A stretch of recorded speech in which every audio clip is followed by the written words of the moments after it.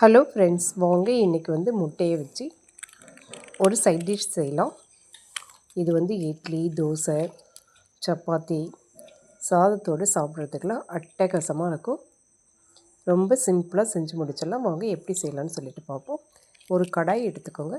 ஒரு 2 டீஸ்பூன் எண்ணெய் ஊற்றிக்கோங்க. எண்ணெய் சூடானதுக்கப்புறமா ஒரு துண்டு பட்டை, 2 லவங்கம், கொஞ்சம் கடற்பருப்பு எல்லாம் பொரிஞ்சதுக்கப்புறமா ஜீரகம் சேர்த்துக்கோங்க. கூடவே 4-5 கருவேப்பிலை இலைகளை சேர்த்து பொரிஞ்சதுக்கப்புறமா 3 பெரிய வெங்காயம் பொடியாக கட் பண்ணி சேர்த்துருக்கேன். சேர்த்துட்டு வெங்காயத்தை நல்லா வதக்கி எடுத்துக்கோங்க. வெங்காயம் நல்ல பொன்னிறமாக வதங்கி வரணும். அப்போ தான் கிரேவி நல்ல டேஸ்ட்டாக இருக்கும். இப்போ வெங்காயம் நல்லா வதங்கிடுச்சு. இது கூட இஞ்சி பூண்டு பேஸ்ட்டு 1 டீஸ்பூன் சேர்த்துக்கிறேன். அதனுடைய பச்சை வாசனை போகிற வரைக்கும் வதக்கி விட்டுக்கிறேன். இப்போ 2 தக்காளியை மிக்சியில் நல்லா அரைச்சி இது கூட சேர்த்துக்கிறேன். சேர்த்துட்டு தக்காளியுடைய பச்சை வாசனை போகிற வரைக்கும் வதக்கி எடுத்துக்கலாம். இப்போ இது கூடவே நம்ம ஒரு பச்சை மிளகாயை நீல வாக்கில் கட் பண்ணி சேர்த்துக்கிறேன்.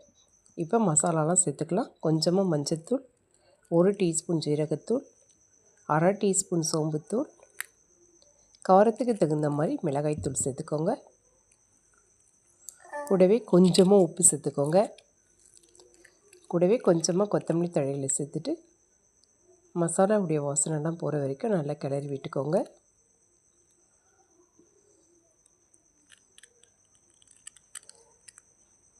இப்போ மசாலாவுடைய பச்சை வாசனை எல்லாமே போயிடுச்சு. இப்போ இதை ஒரு மூடி போட்டு மூடி வச்சுருவோம். இப்போ இந்த சைட் பார்த்திங்கன்னா வேறு ஒரு கடாய் வச்சு 1 டீஸ்பூன் எண்ணெய் ஊற்றிக்கோங்க. எண்ணெய் ஊற்றிட்டு கடுகு, உளுத்தம்பருப்பு சேர்த்துக்கோங்க. நான் ஒரு 4 முட்டையை உடச்சி வச்சுருக்கேன். அதை இதோடு சேர்த்துட்றேன். கூடவே மஞ்சள் தூள் சேர்த்துக்கோங்க.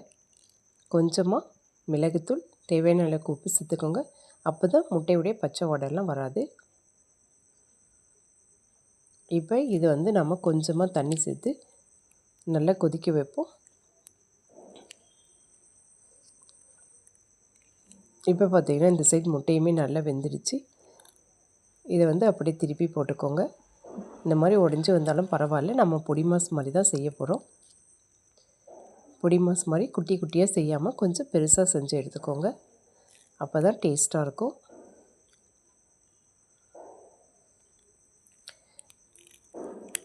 இப்போ இந்த மாதிரி ரெடி பண்ணி எடுத்துக்கோங்க. இந்த முட்டையை பார்த்திங்கன்னா ஒன்றோடு ஒன்று ஒட்டாமல் நல்லா வந்திருக்கு. இந்த மாதிரி பெரிய சைஸில் இருக்கணும். இப்போ பார்த்திங்கன்னா கிரேவிலேருந்து எண்ணெயுமே நல்லா பிரிஞ்சு வந்துடுச்சு. இப்போ இந்த முட்டையை நம்ம கிரேவியோடு சேர்த்துடுவோம். சேர்த்துட்டு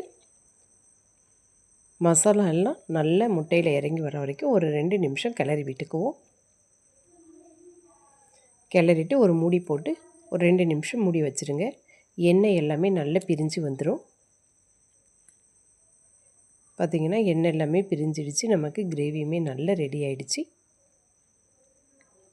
இப்போ இதில் லாஸ்ட்டாக மேலே கொஞ்சமாக கொத்தமல்லி தழை தூவிக்கோங்க.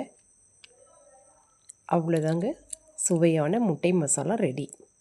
இதே மாதிரி நீங்களும் செஞ்சு பாருங்கள். செஞ்சு பார்த்துட்டு எப்படி இருக்குன்னு சொல்லுங்கள்.